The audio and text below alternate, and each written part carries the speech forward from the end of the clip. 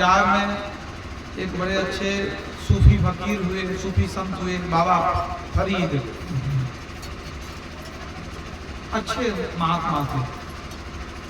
एक बार सक्करगंज मोहल्ला से गुजर रहे थे। पंजाब में एक मोहल्ला, एक शहर था सक्करगंज, वहां से गुजर रहे थे एक रास्ते से। वो चिल्लाने रोने की आवाज आई तो चले गए देखने क्या बात है। तो देखते हैं वहां एक वेश्या का घर था। वेश्या बहुत सुंदरी थी, बहुत से उसके दीवाने थे, बहुत धन संपत्ति थी, बहुत नौकर चाकर। वो अपने नौकरानी को पीट रही थी।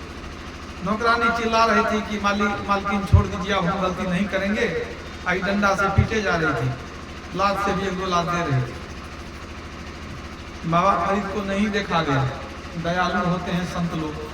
चले गए देखने के लिए, पूछते हैं कि क्यों मार रहे हैं आप उसको, क्या बात हो गई।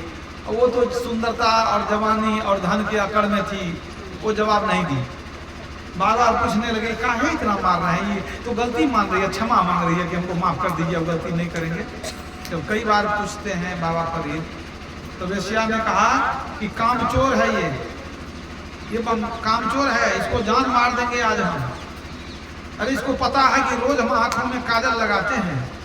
हमने कहा था कि काजल इतना महीन पीसना कि मक्खन की तरह मुलायम हो जाए।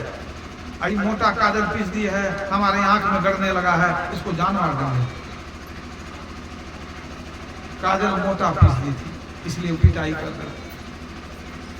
बाबा फरीद ने समझाया कि अच्छा इस बार माफ कर दीजिए, अब ऐसा गलती नहीं करेगी। देखिए माफी मांगती है ना, अब कितना मारिएगा, मार लिए बहुत, अब छोड़ दीजिए।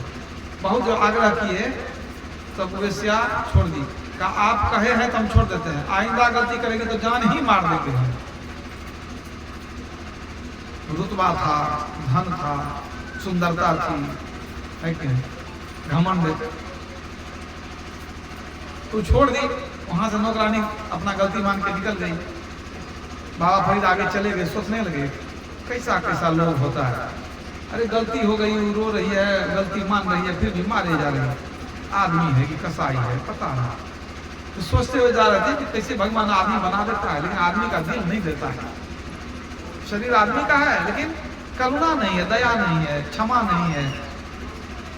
कोई सोचते हुए चले गए। कई वर्ष बीत गए।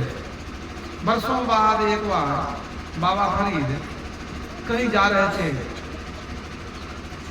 रास्ते में नजदीकी श्मशान घाट था, सुनसान जगह से जा रहे थे। अचानक देखते हैं कि रास्ते के बगल में एक लाश पड़ी हुई है, पुरानी लाश। दो चार कौवा बैठा हुआ था। एक कौवा उस लाश के आंखों में चोंच मार मार करके उसके पुतली को निकाल कर खाने का प्रयास कर रहा था। आंखों में चोंच मार रहा। बाबा फरीद रुक गए, सोचने लगे कि कौन आदमी है, यहाँ लाश फेंक के कौन चला गया है। उन्होंने कहा हे खुदा, ये कौन अभागा आदमी है जिसको कब्र में जमीन भी नसीब नहीं हुई, कब्र में भी जगह नहीं मिली इसको, ये कौन अभागा है।